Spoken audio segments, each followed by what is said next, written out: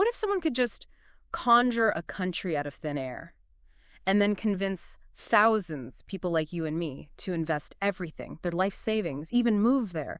Imagine this place, right? Gold flowing in rivers, fertile land stretching out, endless opportunity. All just a story. A brilliant, devastating illusion. It sounds like fiction, but it actually happened. Exactly. Welcome to the Deep Dive. We dive into the sources, pull out those crucial bits of knowledge, and basically give you the shortcut to really understanding complex stuff. And today, wow, we are exploring one of history's most unbelievable, audacious financial scams. It's quite the tale. It really is. But before we jump into that rabbit hole, we just want to pause for a second and connect with all of you listening. Seriously, to everyone who's already part of our community over on YouTube, liking, sharing, subscribing to the All Sorts podcast, thank you. Honestly, from the bottom of my heart. Your curiosity, your engagement, that's what makes this possible. You're the adventurers, the truth seekers, the ones who want to know more. And if you haven't joined us yet, what are you waiting for? Think about it, a place where every question leads to some fascinating discovery, where listening isn't just passive, it's that aha moment, you know? Yeah. That's what we aim for with the All Sorts podcast on YouTube. And hey, don't stop there. You can find more deep dives like this one wherever you get your podcasts. And join the conversation. We're on X, Instagram, Threads. We're building this amazing community, this constellation of curious minds, and really, your light makes it all shine brighter. Okay, let's get into today's story. Let's do it. So today, our deep dive is all about Gregor MacGregor and his, well, infamous Poyais scheme. And this isn't just some weird historical anecdote. It's a really stark reminder about human nature, isn't it? About gullibility, the power of a good story, and why we always need a healthy base of skepticism, especially when something sounds way too good to be true. Absolutely. And the lessons are incredibly relevant today. We still see bubbles, we still see scams, GameStop, crypto crazes, you name it. The patterns repeat. Okay, so let's start at the beginning. Who was this Gregor MacGregor? He gets called the self-appointed Prince of Poyais, sometimes the Cazique, which I gather was a title he just completely made up. You did. It implied he was a native chief or ruler, giving his claim more weight. He was Scottish, originally a soldier, and became, well, one of the most notorious con artists in history. But he had some real background, right? It wasn't all smoke and mirrors from the start. Oh, definitely. And that's key to how he pulled it off. Yeah. MacGregor had genuinely served in the British Army. He was in the 57th Foot, they were known as the Diehards, and fought under the Duke of Wellington in the Peninsular War against Napoleon. Pretty impressive stuff. Okay, yeah, that's not nothing. Right. And crucially, he'd also fought in the South American Wars of Independence. He even served under General Francisco de Miranda, who was a huge deal, a major figure in Venezuela's independence movement. So he had these credentials that sounded incredibly legitimate. So he could walk the walk, or at least talk the talk convincingly. Exactly. He spun this background expertly. It gave him this immediate aura of, authority and trustworthiness. And I read he wasn't just relying on his military past. He had a certain charm, moved in high circles in London. And his wife played a part, too. A huge part. His wife, Josefa, was described as this sultry Spanish-American beauty. And get this, she was supposedly a cousin of Simón Bolívar. The Simón Bolívar. The very one. The liberator himself. Now, whether that connection was entirely factual or slightly embellished, who knows? Yeah. But in London society at that time, Bolívar was a legend. Having his cousin at MacGregor's side at dinners, at balls, it added immense appeal. They were apparently almost overwhelmed with invitations. Wow. So he had the military cred, the social standing, the glamorous wife with amazing connections, the perfect setup. The perfect setup. It laid the groundwork. And then in 1820, he makes his move. He claims he came across the Mosquito Coast, which is basically parts of modern-day Nicaragua and Honduras. Pretty swampy, inhospitable place, actually. Not exactly paradise, then. Far from it. But MacGregor claimed he'd persuaded King George Frederick Augustus I, who was a local Mosquito leader, but with very little real authority recognized elsewhere, to grant him a massive chunk of land, something like 12,500 square miles. He persuaded him, or? Well, persuaded is MacGregor's version. The reality is there's absolutely no solid proof that this grant had any legal standing whatsoever. Not in Britain, not internationally. It was likely just a piece of paper, maybe some vague agreement with a local leader who didn't fully grasp what he was signing away, or perhaps didn't have the authority to sign it away in the first place. So the entire foundation was shaky from day one. Completely fabricated, essentially. That was the first layer of the deception. Okay, so he returns to London around 1820, 1821 with this dubious land grant and this amazing backstory. What's the plan? The plan was ambitious. He wasn't just looking for a few investors. He wanted to build a colony.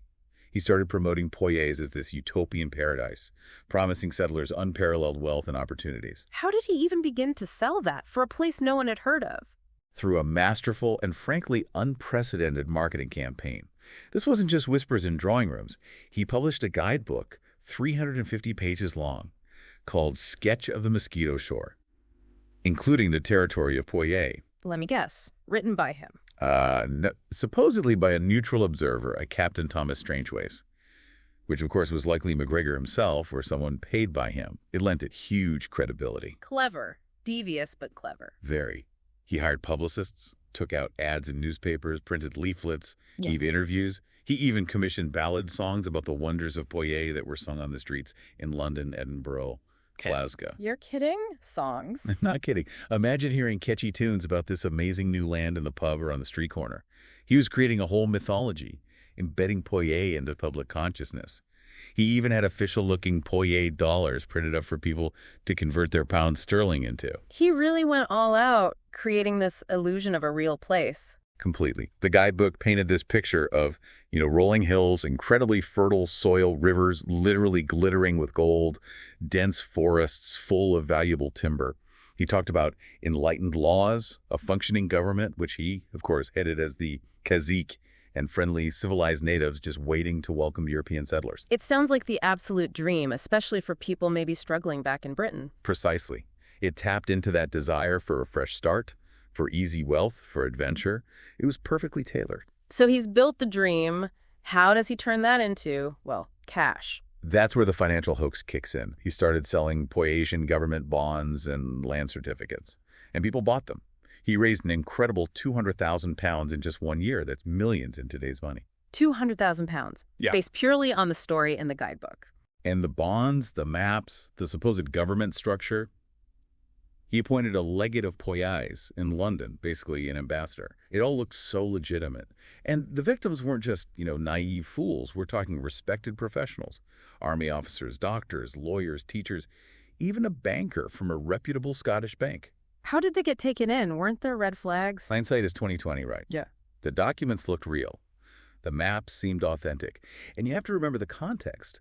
Britain was fascinated with South America after the Spanish colonies declared independence. There were all these rumors swirling about incredible riches, gold just waiting to be found, like Spain had found centuries before. Oh, okay. So there was a general sort of gold rush fever in the air. Exactly.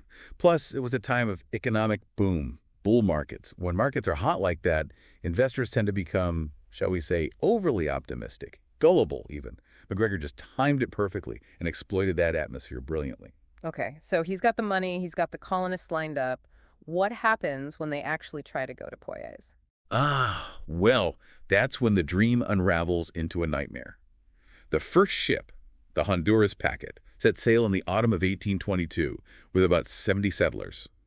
Then another ship followed early in 1823 with around 200 more.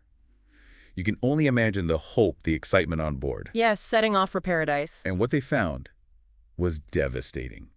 Instead of the bustling port, the fertile fields, the government buildings described in the guidebook, they found nothing more than a swamp-like territory inhabited by hostile Indians. Nothing. Just jungle. Pretty much. Rugged wilderness, no infrastructure, no friendly natives, certainly no Europeans waiting to trade. The gold mines, non-existent. The sources even mentioned that the Spanish, who were obviously interested in gold, had basically given up exploring that specific area because it was just too difficult and dangerous. Oh my God, so these poor people arrived with nothing, expecting a functioning colony. Exactly. And the consequences were horrific. Disease, starvation. Nearly 200 of those hopeful investors died, either right there on the Mosquito Coast or shortly after being rescued and taken to Belize. Many others lost everything they owned. Their life savings, gone. That's just tragic. Utterly tragic. But here's something I read that just blows my mind. Despite all this, despite the undeniable proof it was a scam, the deaths, some of the survivors apparently defended MacGregor. Isn't that incredible? Some did. There are accounts of disenchanted settlers signing affidavits saying they didn't blame him, some even claiming he'd given them money, not the other way around. Why? How could they possibly defend him after what happened? It really gets into the psychology of scams, doesn't it? Con artists build intense trust. There's the sunk cost fallacy. People have invested so much financially and emotionally that admitting it was all a lie is incredibly difficult. It means admitting they were fooled. So it's easier to blame something else or cling to the original belief. Sometimes, yes, they might want to believe in that possible prize, as some researchers put it. They trusted him. They wanted the dream to be real. Plus, MacGregor had loyal agents working for him, even after the disaster. They actively spread disinformation, issued libel writs against newspapers exposing the fraud, published fake biographies defending him. What did they blame it on? Oh, greedy agents misleading settlers, maybe malicious merchants in Belize trying to sabotage the colony. Yeah. It sounds almost like a 19th century version of blaming the deep state, right? Yeah. Anything to deflect blame from MacGregor himself. Unbelievable. And MacGregor, what happened to him when the news broke? He did what con artists often do. He did a hasty disappearing act. Okay. He fled to France. And learned his lesson, presumably. Not a chance. Astonishingly, he tried the exact same scheme again in France. He managed to raise almost £300,000 from unsuspecting French investors this time. You cannot be serious. He did it again. He did. He was only stopped because the French authorities got suspicious when people started applying for passports to go to this country. Poyais, that didn't officially exist on any map they recognized.